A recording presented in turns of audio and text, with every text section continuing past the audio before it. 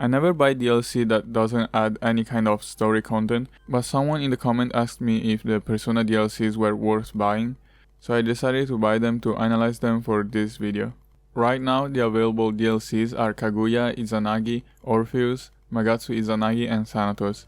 First, I'm gonna say that if you buy them at the beginning of the game, you're gonna break the game whatever DLC you buy.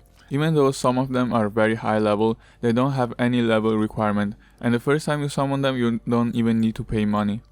First I'm gonna analyze them for itemization. For example, the armor you get from itemizing Kaguya will be nice at the beginning of the game, but by the time you unlock itemization, the defense will be too low compared to other armor, so it will be kind of useless. Many of them can be itemized into accessories, but for 90% of the game, the SP regen you can buy from the doctor is all you need. The only interesting skill card is Hit Riser from Magatsu Izanagi, because Hit Riser is the best single buff in the game. If you don't count the DLC, the earliest persona that can learn Hit Riser is Raphael at level 80. You won't be able to fuse him until much later in the game, so having Hit Riser in mid-game might be very useful. Next I'm gonna analyze the personas themselves. I will only talk about the normal versions. The Picaro versions are almost the same, so there's no need for me to analyze them. First one is Kaguya, and from what I've seen, she is probably the best one of the bunch.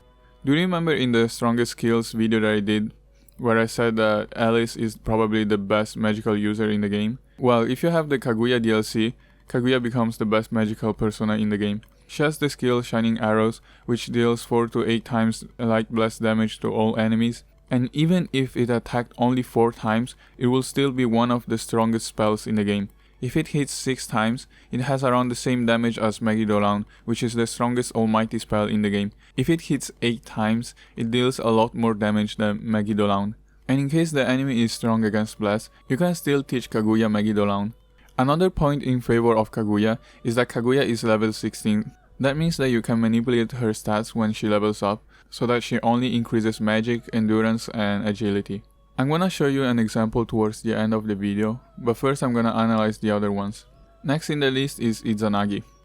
Cross Slash is a very strong skill to have at the beginning of the game. It's probably gonna be the best physical skill until you learn Swift Strike later in the game, but even then, Swift Strike has a high chance of missing enemies, whereas Cross Slash has high accuracy. He becomes less useful as the game goes on. He's probably gonna be still good in mid-game, but towards the end of the game you'll get a lot of new personas that have better skills. I think Orpheus is the only one in the list that is not gonna break the game at the beginning, but it has very useful support skills. Cadenza is the best healing skill until mid-game, and even then it still increases your evasion rate when you use it. Also, he learns Endure at level 27, and without the DLC, the first one that learns it is Hekanto Care at level 43. So having Endure will probably save you many times from random deaths. Magatsu Izanagi is a very strong one, as he starts with Megidola. You won't be able to find a persona with almighty damage until you reach the 4th dungeon, and even then you will find the weaker version, which is Megiddo. Magatsu Izanagi has very low luck at 10, so trying to apply the effect from Magatsu Mandala might be difficult. Magatsu Izanagi also learns Hit Riser at level 50, but you probably won't be able to level him up to 50 until the later dungeons. Still, he learns Hit Riser 30 levels before the next persona, so this persona, or at least his skills, will be useful until late in the game. Thanatos also has an almighty spell, but I don't think his other 2 starting spells are that interesting. He's gonna break the game just for the fact that he starts at level 65, and when you reach the later stages of the game, he's going to learn One-Shot Kill at level 68 and Enduring Soul at level 70. Enduring Soul is the better version of Endure. The only issue with him having these 2 skills is that he learns them much later than other personas. At that level you probably can make almost all the personas in the game, so later in the game I think he gets overshadowed by other personas. If you want to buy any of them and want my opinion, I think Kaguya will be the one that will be the most useful for the most time. With the right skills, she can become one of the best personas in the game, and I'm gonna give you an example in this video. You don't have to teach her the same skills, but it can give you an idea. Mine will also not be 100% optimized. Instead of fusing skills into Kaguya, I will summon Kaguya and then teach her skills through Gallows Strengthening. This is efficient because you can both manipulate her stats and her skills. The stats I'm going to increase are Magic, Endurance, and Agility. For a magic damage dealer, I think those are the 3 stats that you want to increase. So this is my end result. Make it long for enemies that are strong against Bless, concentrate to increase her damage, debilitate as a debuff for strong enemies, drink fire for her weakness, and repel fist that she learns by herself.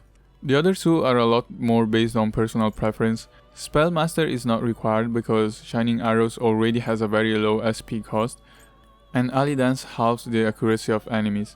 You can teach her other things like, I don't know, Enduring Soul or Firm Stance. But yeah, this one is just to give you a very rough idea. So this is the end of the video. I hope you enjoyed it and found it useful. Thank you for watching and maybe see you in the next video.